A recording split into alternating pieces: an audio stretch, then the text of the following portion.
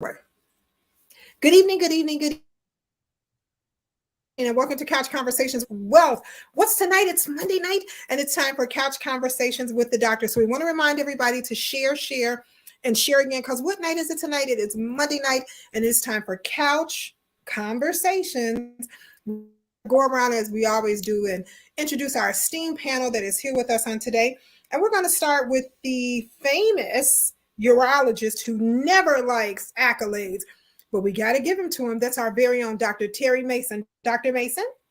Thank you, Nikki. And I want to thank the congressman and you and Pete for getting this forum started. And Dr. Tony, who's been around here for a while, but it's a great forum. And we want you to join in tonight as we continue to discuss some of the issues relating to some of the problems that we see and some of the potential successes we could have in our community. So thank you for tuning in with us. And I'm going to be here to answer any questions that I possibly can. Thank you so much. Outstanding, outstanding. To the chef extraordinaire who's been missing the last couple Mondays, and you guys have been asking where he is, but our Tony Wolfgang Puck is back. So, Dr. Hampton, why don't you introduce yourself? Yeah, happy to be back. And I am a huge fan of balance. So I want to make sure I maintain my balance. So sometimes that unfortunately means I have to spend time doing some other things just to make sure that's there. But I am happy to be here. Always interested in just sharing my perspective, hearing my colleagues' perspective, and of course your comments as we try to tease through all the things that make life complicated and hopefully simplify it so that it doesn't have to be as complicated as we make it. And I think if we can find some areas in our lives that we can make better and work on those areas, master that, and then move on to the next thing, we'll look back one day and say, man, we're doing pretty good. So happy to be here and looking forward to our conversation. Outstanding, outstanding, and welcome back. I want to say hey to Jermaine Nellum Fame, who's here. She says hello to everyone. I want to say hey to Audrey J. Cox, that's here with us in this evening. And she says good evening to everyone. To that internist, pediatrician, and she loves to do a whole bunch of other things just as well. That's our very own Dr. Sylvia Robinson. Dr. Robinson. Good evening, everyone. Just want to again say thanks to Congressman Danny Davis and Nikki for having me on the panel. I always have a great experience discussing and answering questions and learning here. So happy to be here, and hopefully we have a good, robust conversation tonight. Outstanding, outstanding. Well, Dr. Mason, we got so many last week. Why don't we just pick up some of the end of that, and why don't you lead us off? Yeah, I think we had a great conversation last week, and there were a number of comments that were made that had to do with trying to understand what some of the problems that we're seeing today. And I think we got started off with a comment that I made about for two things. Number one, we have probably close to maybe two generations of children that haven't been parented in the traditional ways that people like myself grew up. And what I mean by that is that I don't mean they didn't have parents and they weren't good people. I don't mean that at all. What I'm saying is that when I grew up in Inglewood, I grew up in a community, a real community. And that community was comprised of people who shared a common value about just child rearing and a number of other things. But more importantly, what there was a sort of mutual respect for all of the young people and all of the adults in that neighborhood. If you had to go, if Mrs. Jones called you to go to the store for her, you didn't, gnash teeth and blow and stomp and all that kind of stuff. You went up to the porch, you saw Miss Jones, she asked you what she put a note in a bag of what she wanted you to get and put the money in there, and then you brought it back with the change in the bag. And it was not an unpleasant experience. You were happy to do it for her. Your parents actually reared you to do that sort of thing. Now, there's a lot of things, and I'm not going to take a lot of time, but a lot of things happened between that time, which for me goes back into the late 60s, early 70s.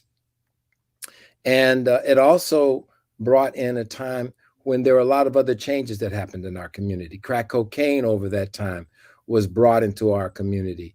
It created an underground economy that started creating other kinds of things. And one other thing, jobs were being exported out of our community because many of the labor jobs that were done by many of the automobile manufacturers, as well as some of the people who made things like aluminum and steel and what have you, those jobs were starting to be outsourced to countries outside the United States. So a lot of people lost those pretty good paying jobs, among other things. And of course, what went along with that was the demise of many of our own businesses. I grew up in a neighborhood where most all the businesses were owned by people that looked like me, you and me. And those were the people who hired me and hired my brothers and hired other people in the neighborhood. We all knew each other. So that whole kind of unity, I don't see anymore. And if you don't agree with that, or if that's still something positive that you see in your neighborhood, please let us know. Chime in and let us know what you think. And we can't allow our children to be. When I think about it, children now. I talk to many teachers in the Chicago public school system. Some are very happy, but some are not very unhappy. And they're unhappy about what it is they have to work with, the level of what they're able to achieve with the students for many, many different reasons, the lack of parental input that they're getting from a lot of these students, parents, and any number of things. So I'm going to stop right here. And I think that's the springboard from which we can get started. I see you nodding your head, Dr. Tony. So let Yeah. me hit a chord or two with you. Yeah, I think I guess I'll start with the education part. Let me just say this first. Being a parent is very difficult. Most of us really aren't prepared for it. I think in an ideal world, we'll be given a playbook, and the playbook would give you some best practices of how to be an effective parent. And there's no like right or wrong, but there's some basic things that are common sense to me.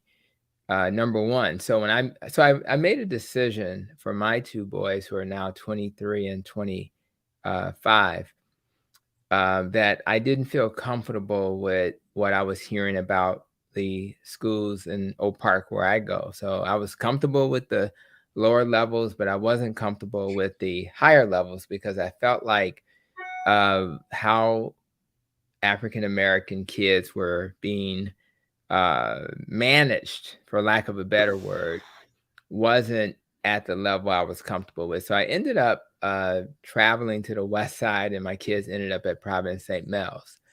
And so I took them there because I knew that the leadership there would give my kids the type of exposure in terms of hard work. And I mean, when I saw the principal cutting the grass, I mean, I'm not sure what would happen at Fenwick. I'm not sure what would happen at other schools we were considering, St. Ignatius, but I doubt the president of those schools would be cutting the grass. So I knew that there was a value system that was a lot different than what you typically see. So part of why I wanted them to be exposed, because I'm in this okie dokie Oak Park neighborhood, with doctors and judges on the block.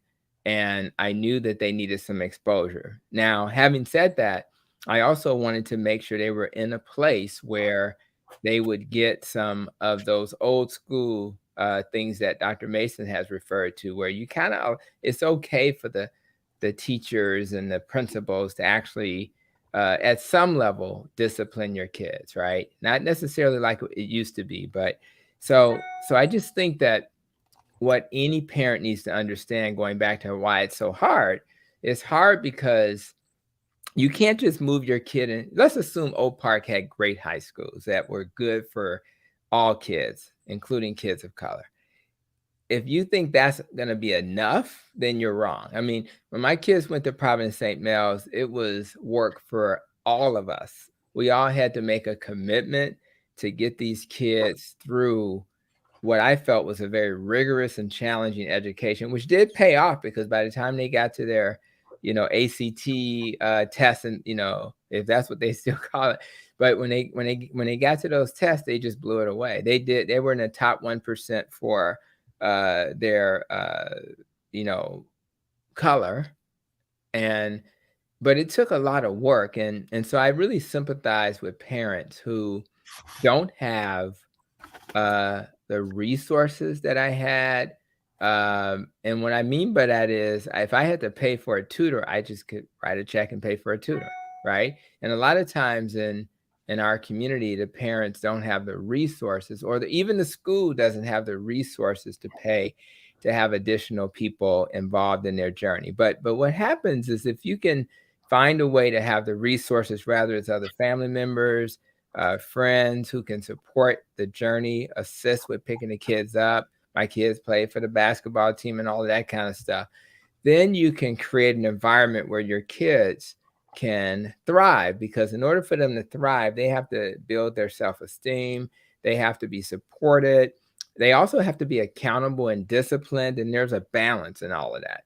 And so I just feel like if all kids are given a similar experience, and they can literally, my kids literally got picked up in a car. They literally drove their, we were able to have a car for them, and they didn't have to stand at a bus stop and worry about the kids at the other school bothering them. They didn't have to worry about having those kind of resources. So I think there is a complex reason why people struggle.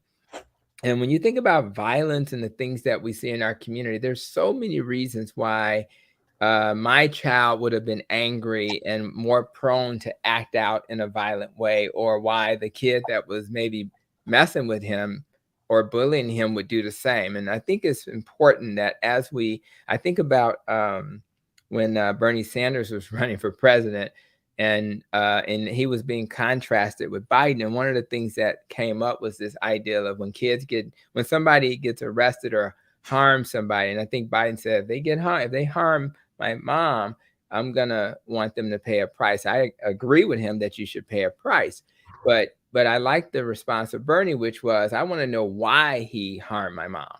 I think that's more important. And can we create an environment where we can help people who struggle and make them accountable, but at the same time, why are they struggling? What was the environment they were living in? What type of parents were they raised by? Have they had trauma that they have not gotten help for? Can we provide that support? And I think that's a better model, because we all will come to the table with a different experience. But in order for us to be effective, you would think that being a doctor, my wife's a pharmacist, that would be enough to prepare my kids to do well at Providence St. Mel's. The reality is that could have been, in theory it is, but sometimes those professionals are so busy that they don't even make time for their kids. They're too busy doing their job. So what we want to do is live in a world where, rather it's the single mom that's like young and, doing it on her own with not a lot of support, or the professional, they're all given an opportunity to support their kids. Because if you don't support them, that's when they're going to be more prone to violent behavior, or at the minimum, not being able to give the effort that's necessary. I mean, my kids, and I appreciate that shout out to Providence St. Mel's Proud. Listen, there were nights when my son would have to stay up to midnight. And then get back up at 4. And I'm a big fan, as a metabolic health doc, of sleep, but that's what was required. But if you don't have people around that child to support that, it's not going to work. So again, I think it's a complex topic, but I just want to kind of start with this education journey requires an engaged community, an engaged family, and then a school system that identifies when a kid struggles, why are they struggling? Let's problem solve so we can support that family and that kid. And with that, you're not going to get 100%, but you're going to get a certain percentage that, oh my God, this kid was traumatized. Can we get them some help? Oh my God, the parent is overwhelmed. Can we get them some help? And that's the world I want to live in. I want to say, All right. Go ahead. I was going Go to say, ahead. just to go a little bit further along that vein, I also think that in certain cases, even if it's not that parents may not have the time or resources, we also kind of have a backlog of being able to identify, children and adults that may be neurodivergent on the spectrum. The wait to get in with developmental behavioral doctors is very long. The being able to navigate putting in IEPs and educational plans if they're needed is really hard for parents, especially if you don't know where to start. And so I think, yeah, there's kind of room for improvement um, all around. But sometimes um, some people may get information to, get set up with early intervention, and by the time they're ready to be evaluated, they're aging out at 2. So it's difficult, definitely. But I know we're still like a work in progress. And those diagnoses are very complex and nuanced, and then we got to deal with race issues. And I was just enjoying some highlights from the India, the basketball, the women's version of it, and how there was some controversy about how the winner, the African American female, how she reacted to her win in a way that some perceive insulting. But then the Caucasian young lady who had done similar things previously was not, kind of being held as a, tough, got a little Kobe Bryant in her kind of stuff. And so even when it comes to how we perceive each other in the society we live in, there may be opportunities to diagnose some things in kids who are from communities of color. You don't want to overdo that. You don't want to underdo that, but you want to be very careful. And then what really makes it complicated, and that's one of the reasons why I was a little hesitant about the school system where I live, is, are we being given extra resources to diagnose these things in some of our kids? Those extra resources should be used if those are legit diagnoses to help the kids. But are we a little trigger happy because we need those extra resources? If I can disable you, for lack of better words, with a diagnosis, and the school gets more money, Houston, we have a problem. So it's like, so we have a lot of factors, and it takes a very astute parent, a very astute teacher, a very astute principal, and community to tease through that. And I think it's going to require all of us to really educate people what to look out for. They should know what the criteria for ADHD and things like that are, so they can maybe, better understand that and many other diagnoses. Or even, how does a child respond to being depressed? Is it similar to adults? Or if they're anxious, what do we do to make sure that we know just enough about it to then say, I think my child may have some issues to deal with? So I think we just have to do a better job of continuing to educate people and supporting people.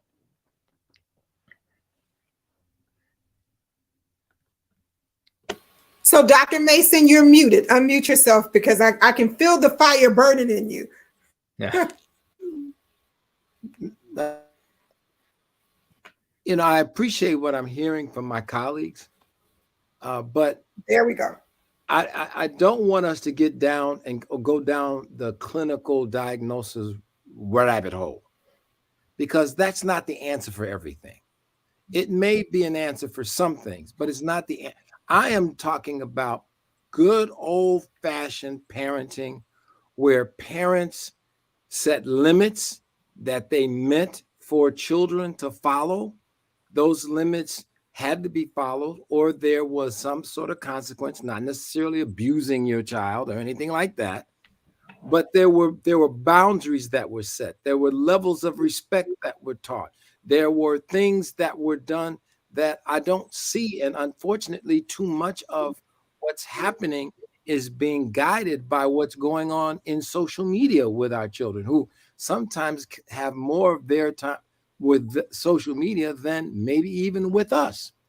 So it's really, when we talk about the challenges of parenting, I'm talking about these things that in my mind are interfering with the parenting sometimes that we can do, because they're getting advice external to the home, external to people that care about them, external to people who have to make sure that what they get, what they need, they get, without understanding or without having to understand things as well as consequence, as responsibility. I mean, I talk to teachers and in many of our communities, and they're upset because the students don't even show with a pen or paper, or they don't come in with the same willingness to learn. When we were going to school, went to school because there was an expectation, an academic expectation.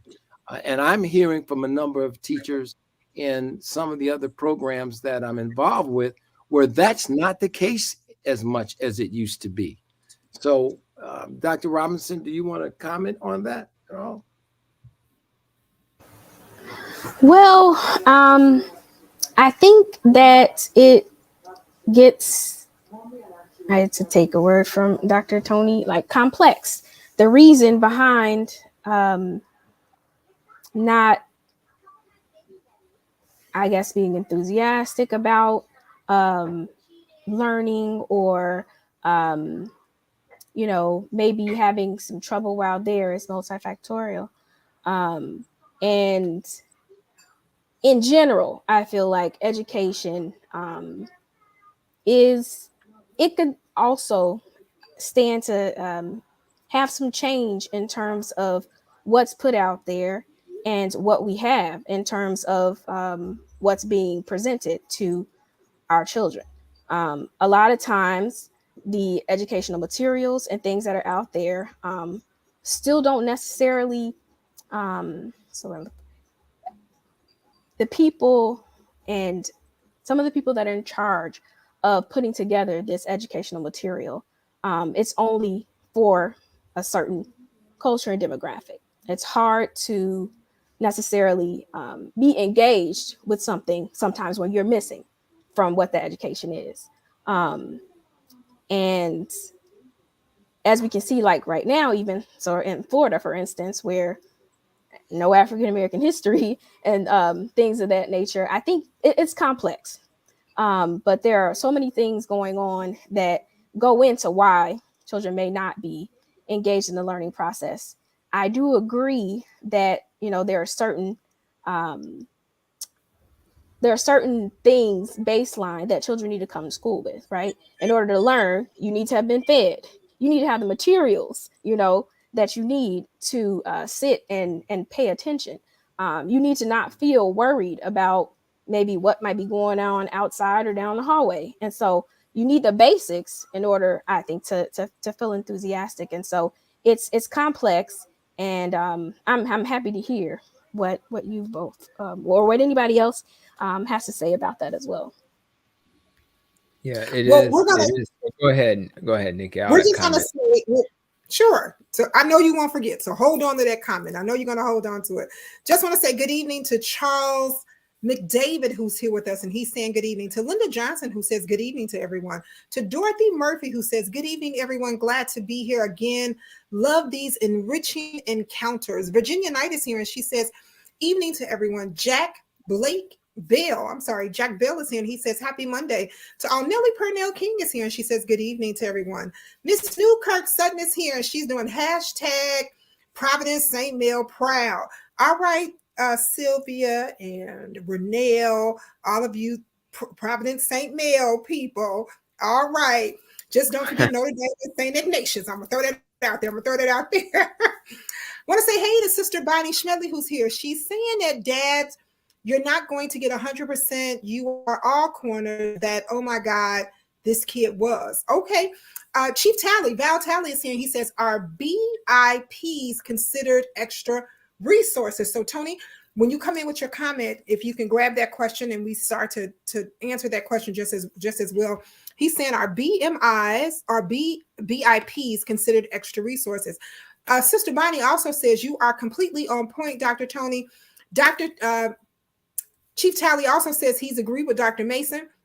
So does Nellie Purnell. She says, totally agree with you, Dr. Mason. Totally agree. And you're right. Sometimes, we try to invent all these things, but sometimes some of our issues are so simple. We kind of forget the simple things that we should grab and that can fix it. But go right ahead, Tony, Dr. Hampton, go right ahead. Okay. So I think I'll start by, I don't really deal with kids as much as I used to. I'm basically an adult doc now, but I will say, so if we're talking about behavior intervention plans, right?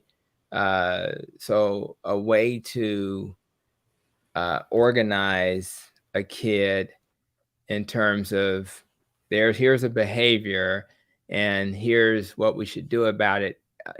For a person who doesn't do that directly, that's a very logical statement. I literally just had a conversation that I had with a patient today, and she was having some concerns about a young adult being at the house, probably in a 25 range, and not really having a clear plan for what's going to happen next, right? So to me, that's the same thing as a behavior intervention plan, because what I said to her was, I did recommend a book. I said, let's get the book it was called, I'll think about it in a second, but it's a book that teaches you how to say no. It's called Boundaries by Henry Cloud.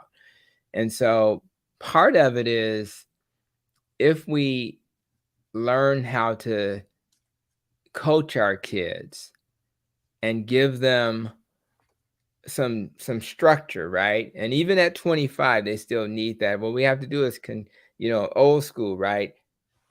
You're paying the bills. They're still kind of dependent on you.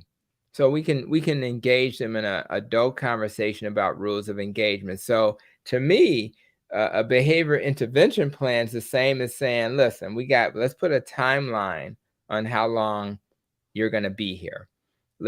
And every month, every week, whatever you come up with, we need to have a plan. We need to talk about how are you doing with the job interviews? We need to talk about, how much money are you saving towards your first apartment? So to me, anything that's going to give a young person guidance about how to do this is very important. The other part that comes to mind is, you want to maintain this kind of exterior of being a parent. A lot of times, I remember there was never an age when it was okay to disrespect your parents. I mean, just because you've grown doesn't mean that it's okay. So one of the things I've always done, and I expect for my kids, is this level of respect. But what makes all of this stuff complicated is that a lot of times our kids are not really being parented. Like, we can have an expectation that our kids should behave a certain way, act a certain way. But the question is, we have a lot of absentee parents. Now, they're not absentee necessarily because they want to be. Sometimes it's the nature of their job. I mean, there are parents, I have couples, one, they, got night shift worker, and then we got the person working during the day. If they're a couple, luckily, that's a good thing. But sometimes they're single and they have these crazy hours, and it's really others who are actually raising the kids. So when you have others raising the kids, you put yourself in a conundrum, because they may be safe, they may be fed, but when it comes to the day-to-day management of a child, that may be lacking. So again, going back to Dr. Robinson's comments, it's complex. And what we have to do is at least honor a value system that makes sense for you. So I do have neighbors where I live, and they seem to be great parents, but I always tell my kids, our home is a place where we kind of set our own rules, and I need you to kind of abide by those. But I want to live in a world where, again, we have resources for people who struggle. And I mean, what does it cost to have childcare. Let's just assume that there's not sufficient resources to, make that available for free, right? I know the governor passed something recently and they're trying to do some things in that regard, but imagine not being able to pay adequately for childcare, or even worse, you actually make just about the amount of money that it takes to pay for that. It almost didn't make sense to work when you're literally, if you're making 16, 18, 20 grand and the childcare costs that, what do you do? So we have a society, I think, that does not value basic things. For example, everybody should have health care. I think everybody should have access to education through college, not through high school, like it used to be back in the good old days. All parents should have access to, I think, free childcare. So I just think our society has not valued these things. And so what happens is the families with limited resources are then going to struggle, and then they're not going to have time. The amount of time I sat, my kids ended up at WashU because me and my wife sat down with them every freaking night and helped them get through these very difficult assignments. If I'm tired for working, 12 hours, doing maybe a job that's physically demanding, or where my supervisor treats me like I'm not valued and respected, then by the time I get home and I try to put dinner on the table, there's nothing left in the tank. And then you'll hear parents say, well, he's not motivated to do his homework. Well, half the kids out here are not motivated to do homework. That's nothing new. The question is, do we have the skill set, the time, the reserve in our bodies to help them when they need to be pushed a little bit? And to be honest with you, if your child ends up doing well, I don't care if they were internally motivated or if they needed to be pushed. The outcome is the same. And by the time you finish nudging them a little bit, eventually that train will start moving on its own. So again, it's a very complex topic. I just ask people to do the following. I say, listen, control your controllables. What is it that you can do that's realistic, that's within your scope, and just do the best job you can there. And if you do that, no matter what the outcome, which you can't control anyway, you can at least pat yourself on the back and say, I gave this child 100% of who I am. And to be honest with you, since so many kids are not even going to get that, they'll probably be just fine. So we have to give people grace while also creating a system where they get the right knowledge and support and make their kids accountable. So, I hear what you're saying. I do really hear what you're saying. And maybe it's because I'm old and I'm from a different generation. And we didn't have the luxury of having all these fancy things. We just had good old fashioned one-on-one dealing with our children. My parents, and I'm going to tell you, I'm going to be very clear. My mother barely had a second grade education. Okay. And my stepfather, not much more than that. But they knew one thing, even though they couldn't help with any homework that I had, not much different than what we see with some parents today. But the fact that they couldn't help with anybody, they couldn't help me. They always tried to look to see if there was somebody who, wanted somebody else's kids that may have been a bit older, that had been through that grade with that teacher or something like that, and made sure that rather than running around playing all the time, we did what we needed to do to get as the old folks will say, and the old folks listening to this will know what I mean when I say get your lesson. You had to always get your lesson. And I think, to me, we've abandoned a lot of very basic fundamentals that were pivotal to our being successful. And just as an example, every job that I got as a teenager, I got from somebody who looked just like me. Why? Because all of the businesses in the community were owned by people who looked just like me, who had some of them I knew their children. Some of them I knew their aunts and their uncles. We had the whole concept of the extended family. I don't know where that went, but everybody on our block was, whether you were biologically related or not, didn't matter, because everybody loved and cared for their children. If there were things that I couldn't get from where I was, there were things that I could go to my neighbors or someone else and get that. The other thing is that the accountability. I'm hearing from teachers that students are coming to school, I'm not talking about just the grammar school level, but most of these are high school students. And I got involved with this. I'm going to get more involved with this as we're dealing with things like CPAS and other programs where we're trying to get students ready for careers in science and in medicine. But there's some very basic fundamental things that we've got to advocate for that we're not.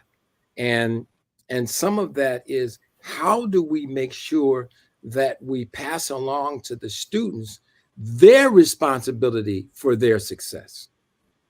Our job is to facilitate and help you, but help is not doing it. So we have got to be clear about how we translate that. And I'd be interested to find out, Dr. Robinson, because I think we've got too clinicalized. I think we've made this far more difficult than it needs to be. Neither of my parents, like I said, were educated at all, very much. They just knew plain old mother wit, and they knew that they were the adult, and we were the children, and we did what we were told to do. They were not abusive, but they made sure we had roofs over our head, food to eat. And if there were other children that were having problems, they got together with those parents, and people worked together with trying to solve these things. Now, I don't know how much of that, because I don't know about how all these things work on these computers these days, but it seems as though, from what I can see with some of the younger people, these machines and these apps that they're using are taking up tremendous amounts of their time. I don't know if that's good or bad, but I know it's taking up tremendous amounts of their time. And I don't know how much of that is being translated in a way that helps them with their academic success. Well, Dr. Mason, right before Dr. Robinson begins to speak, I got to share something with you. I'm not old, but I know exactly what you're talking about. So I don't know if I should get offended when you call yourself old, because I don't think you're old. I just think you are sharing your experiences. And just so you know, age doesn't, well, let me tell you how I feel about age, to be honest with you. I would rather be drug around by a seasoned hen than to be slung around by a young chicken who don't know where they're going with no direction. So I guess some of y'all will get that later on when you get home. I want to share that with you, just so you know. My parents would often say, too good is no good. I think sometimes that we put too much on our children than in our children. Well, I know some of you may ask, what do I mean by that? We become too commercialized, and we're concerned about our child having the latest Air Jordans or Air Force Ones. And trust me, now I love fashion, but sometimes we're more concerned about what we're putting on them than what we are putting in them. And I think we need to put more in them than we are putting on them, because sometimes they become so materialistic till they can't pay attention to anything else, because that's the piece that's stopping them from getting where they need to be. Just want to up and hey, I want you guys to lead this conversation and keep going, but I got to share. Diane Jones wants Dr. Tony to know that childcare is expensive, and she tells you it's very expensive. And from what I hear, childcare is somewhat very expensive. Linda Johnson says, I've been noticing at grown folks' parties or events, people are allowing their children to dance on the main floor with people gathering around them and clapping and encouraging the behavior when the child is dropping it like it's hot. I guess I am like, grandma's kids need to stay in a child's place unless they are dancing with other kids. Well, you know, my mama used to say that children should be seen and not heard. I'm just gonna put that there and leave that there just as well, because trust, I'm not old, but I just have to share what's going on. We have an anonymous comment that says mentorship and culture exposure to education, travel, fine arts, etc. For a competent parent or work professional from ages 13 to 30 makes all the difference in successful careers for children and youth into adulthood. I think that's a great comment from the person who shared that. Lockhart.K says, our leaders don't value these things. Societies values them and leaders often don't listen. Okay. All right. Nellie Purnell King says, home and school working together. Home and school have to work together. Virginia Knight says, mother wit, my mom's favorite saying. Well, thank you so much for sharing. Diane Jones is saying, amen, amen. Audrey Jaycock says, not to knock teachers, but back in the day, teachers knew some of the kids' home limitations and gave after school help.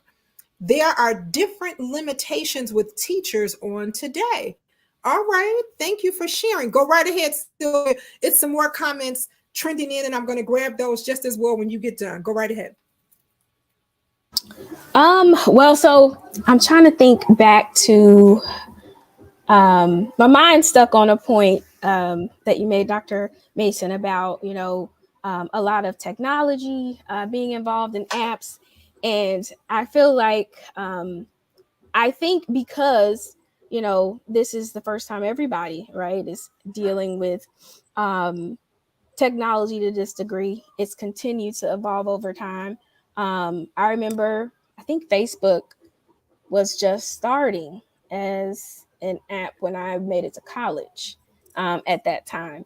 And so this has been all new for everybody and an experience. And a lot of the times, like, technology is also a big part of, schoolwork these days in general. Like, you have to use the internet to do your assignments. You have to be on the computer for certain things, which sometimes is a blessing and a curse. Somewhat of a blessing during COVID when we could not all meet together in person, but it's all been a learning and growing experience. And so I think over time, we'll just continue to learn and try and navigate this and determine how best we include technology and other things in education. And it's here to stay, no doubt, and continuing to change as we move forward. But I think we're still navigating kind of what's the right way to use it, and where are some areas that we need to kind of pull it back. Yeah, I'll comment. I'm looking at one of the comments. I'm getting a little ahead, Nikki, and it was from V Tally. How do we motivate people to seek out tutoring? Something schools offer free services and junior colleges offer free services. So it gave me a little bit of a flashback when I was at Xavier in New Orleans. And Xavier was a school whose success was very much defined by how successful the students were. And so when I was at Lane Tech, it was a little less of that. I mean, I think all schools are, but if I had not done well at Lane Tech, I'm not sure it would have mattered as much. At Xavier, it matters, and they measure their success based on our success. Now, having said that,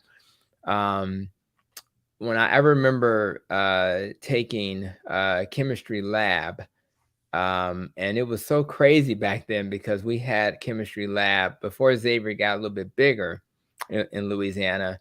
The chemistry lab was in what essentially was a mobile home. And what they would do is give us 10 questions, but 10 types of questions, but 4 possible questions. So it basically was 40 questions. So, I mean, and what they would do is literally give you all of the questions in advance. You didn't know which question would end up being on your quiz or test. And if you got, the 10 versions that you knew really well, you would walk in there and within about 40 minutes walk out, and it's on a Friday. And you would have the rest of you'd be done for the week and be in great shape. So nobody wanted to be in that lab. So what they ended up doing, so let's just say you didn't prepare and you walked into that lab and you took that quiz and you got, 7 out of 10 wrong. You couldn't leave the lab until you have given them some level of comfort that you understood the concepts. Now, again, that's why I went back to the model where I'm not sure that in every institution they would care, but they wanted to make sure that you understood what was happening. So I guess to kind of get back to the question about tutoring, you know, I think it's our responsibility to identify families and kids who are struggling, not make any assumptions about why they're struggling, but to at least try to figure it out. And then literally make sure, just like Xavier did, that when you struggle, we provide the support you need. So rather that support is understanding there's something going on at home, or just making sure you get the tutoring you need, which actually was forced on you based on this model. They would have all of these teacher assistants in that mobile home / chemistry lab, and they were there to teach you what you had not learned. So I think if you see someone struggling, you make it required that if it's free, then in order for you to participate in this school, when you struggle, if your average is less than optimal, let's just say a D average or less, and it may be a C, you're going to be required or expected to participate in tutoring. So I just think that as a society, we have to be very comfortable knowing that the societal norms have changed. And in order to, kind of push us back to the old way, we have to do some of the things we did from the past and some of the things we're doing in the future. I love technology. That's why we're able to have this conversation. I do my podcast, my YouTube using technology. We have, programs for people with diabetes that are virtual, COPD classes that are virtual. So I think there's some value in those things, but we also need to, again, identify struggle. And I think that that's what's missing in our society. I think we underutilize. There was a time when people of color would dare go to therapy. That was like almost an insult. And there was a time when you just had to toughen up and deal with it. But the reality is we're so damaged if you really think about it. There's so many things that we could do better as parents. We can do better as husbands and wives. And when we don't do a good job, we damage people and it creates trauma. And it could be very subtle. When a supervisor treats me like crap, it could be very subtle. And it just affects how we function. And then you're like, I wonder why that person's not performing, because you just treated them like they weren't human. That's why. The child feels that way, the employee feels that way, and the spouse feels that way. So we have to be comfortable. How do we see who's in front of us? And when they struggle, we peel back the onion. We keep peeling until we get to a place where, oh, I understand why we struggle or why that person struggles. And then you say, oh, now that I know that, is there a way to provide resources to help them? And I think that's a model that may then save some people who would have otherwise not been saved. Save some people who society has deemed as not useful, not valuable. They don't get it. They don't fit in. And they probably would have fit in if we had given them an opportunity to express why they struggle. Just follow you up, Dr. Tony, one of the things I would say is very important, and I didn't learn this as well until I got to medical school. And part of that was sometimes you have to make sure that you admit to yourself that you're having a problem and that you need to find somebody and that was the good thing about where we were at the University of Illinois. That we had 30 some odd African-American students. We had resources from a PhD level person to help us with different things, mostly to understand what the problem was. Because a lot of times we try to fix stuff and we don't have the right problem diagnosed, and you can't fix it because you're trying to fix the wrong thing. So she was really, really good. I mean, I got all the way to medical school and learned that I couldn't read. And I couldn't read, not that I couldn't read at all, but I could not read as much as I needed to read, as quick as I needed to read it and understand it in the time that I was given, based on the way our our quarter was structured. So there's a lot of things about helping. And I think one of the best things that we can do is sort of help our students, our children, our family members, our friends, help them understand that it's okay that you don't get it all. It's okay you don't grab things as fast as maybe somebody else does. But there's a way that we can work on to help you get there. And we need to find out. That may mean sometimes, doctor, it may mean, Dr. Robinson, it may need professional, but sometimes it could be like, I was horrible in math, but one of my best friends who ended up being a mechanical engineer was wonderful at it.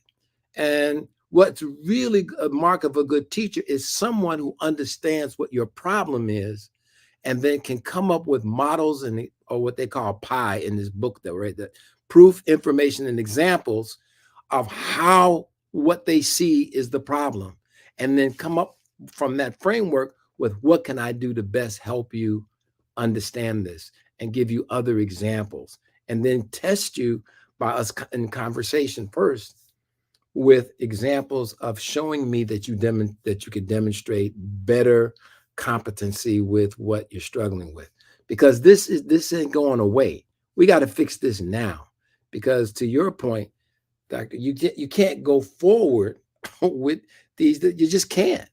And those of us that have been in medical school, and we at the University of Illinois, the medical school curriculum, they took what was a 2-year basic science curriculum and put it into 9 months. And we only had one exam at the end of the year for the whole thing that determined whether or not you would go on to the next year or not. Now you talk about pressure. That's a lot of pressure, that you've got to remember stuff to the detail that it was taught in August in that following June. So I'm saying this to say that there's going to be a difficulty somewhere. And I would say the first thing you need to do is be honest with yourself. Don't lie to yourself saying you understand something when you don't. And don't be afraid to get the help that you need. It may not come to you. You may have to find it and go to it yourself. But don't feel badly. And I know, Nikki, that we're out of time, but I just want to say that I agree that there are times where sometimes we may not realize what the help is that we need, but also there is a lack of resources out there that can provide the help, right?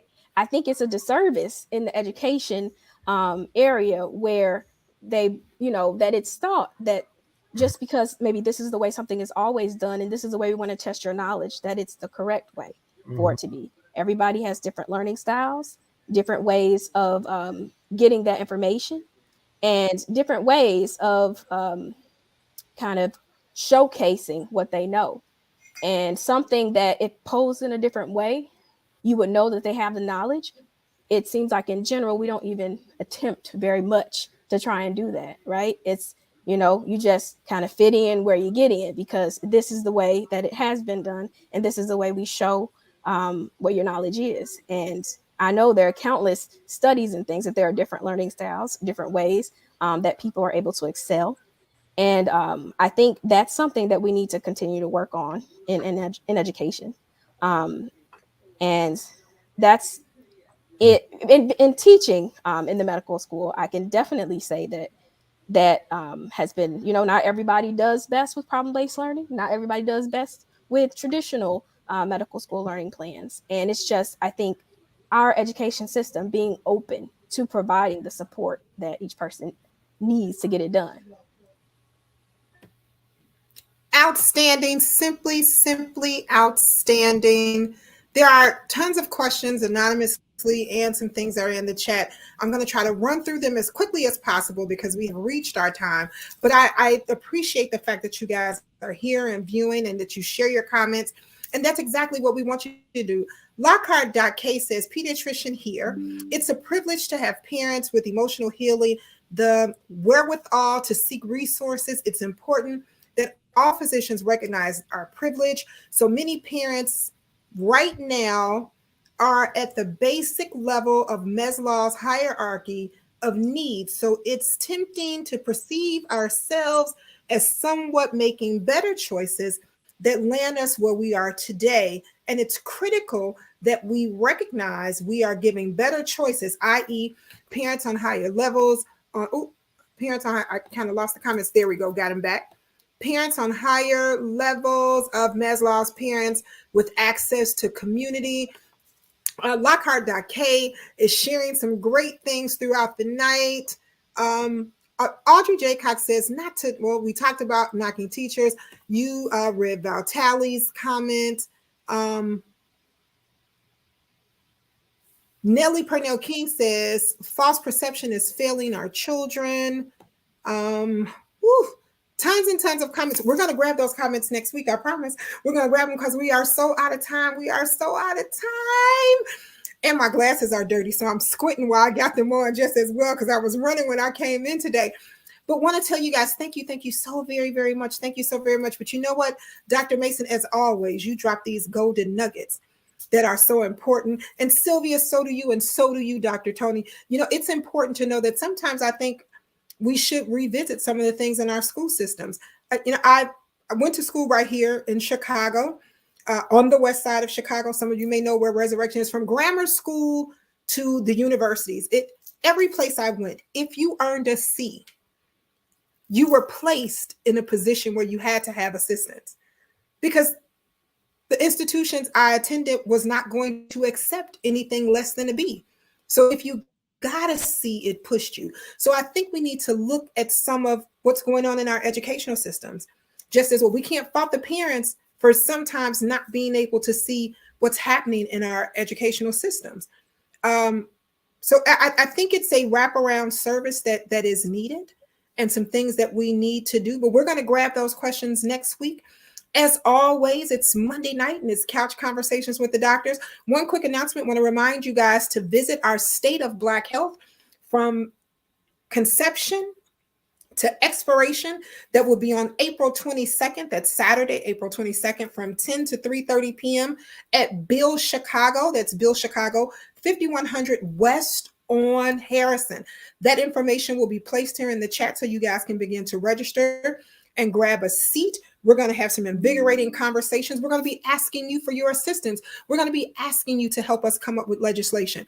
We'll have some great doctors, our profound doctors right here sitting on panels, who will start these conversations, and you'll be able to get these conversations done at each table with some scribes there, so we can create resource guides and resource booklets, and also some legislation to aid us, as we always do, as we go around the board on every Monday. We're going to ask your until next Monday comments. Also want to remind you, COVID isn't gone now. So if you're in a place where you don't feel COVID safe, just wear your mask. It's all right. It's all right to wear this thing. You can wear it. It's cool. And don't wear the ear mask or the forehead mask or the chin mask. Please wear the mask correctly if you think you need to wear it. Also want to remind you that if you have not gotten your latest vaccine, I want you to be trendy. I want you to have the latest vaccine that's out there, because I want to keep you healthy. So I want to make sure that you do that just as well. And it's available. So come on and grab it if you need it. Tony Hampton, Dr. Tony Hampton. What's your until next Monday?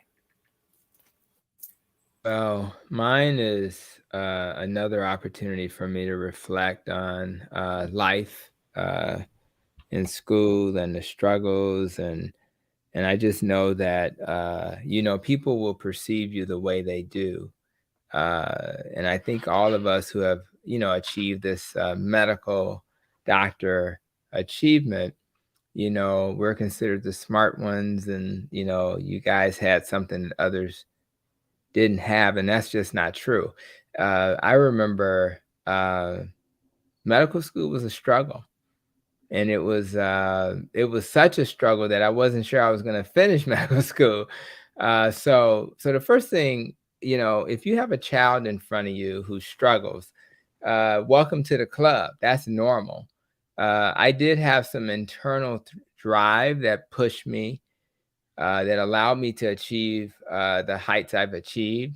But understand that it's normal for kids to struggle. So whether it's at the level of elementary school all the way up through graduate school, medical school, if they were to achieve those heights. And so I want to say that because I think it's important that everybody learns differently, as Dr. Robinson has suggested. And I remember I had an aha moment after in fact, me and Dr. Pete, who was in medical school with me, had the same aha moment. And we realized that we did better not going to class every day. How you like that? And so what we would do is they had students who would record the notes and write the notes word by word. So instead of going to class, we did better by, waking up the next day and taking the notes from the previous day and just going and studying the notes. And then we would have access to these, people who were paid to kind of be assistants to the professors. I would literally be in these lectures until 3 in the afternoon, and by the time I was done, I'd be sleeping through half of them. It was just too much. And so every kid has a different. And once I made that little change, my grades just went straight up, because I would wake up and spend my time studying instead of listening to what was at times a very boring professor. So when you have a child in front of them, I want you to honor that. I want you to try to figure out what's different about child A versus child B. Try to provide the right resources that will support that child. And if it's different than the other child, that does not make them any less or more than that's not what it's all about. It's about meeting them where they are, giving them the right environment to thrive, and you coaching them once you figure out what that is. Outstanding. Simply outstanding. Well, Sylvia, Dr. Robinson, you're until next Monday. So my until next Monday, I'm still thinking about it right now, but I would say looking forward to this next week. I know we got an important event and day tomorrow. I hope everybody takes the time to go out and vote if you are in the Chicago area and part of that constituency. But I'll say until next week is just make sure that your voice is heard, whether that's through voting or what other medium you choose to let it be heard through. So. Outstanding. That's outstanding. Your vote is your voice. That's so important. Dr. Mason, you're until next Monday. Well, I, like Sylvia, will be going. Fortunately, all I have to do is go downstairs in my building and vote. And so keep on bragging. Keep on bragging. Keep on bragging about going downstairs. I'm just going downstairs and vote. I think I got to drive a mile or 2 or 3. They changed my polling place. It used to be right across the street. Now you get to go downstairs. Go ahead, brag on. I've been going downstairs a long time, Nikki, since I lived here. And I'm going to go and cast my vote for mayor. I know who I'm going to cast my vote for already. And I want to make sure it's somebody that the person is somebody I've worked with before, and looking forward to perhaps even working with them again.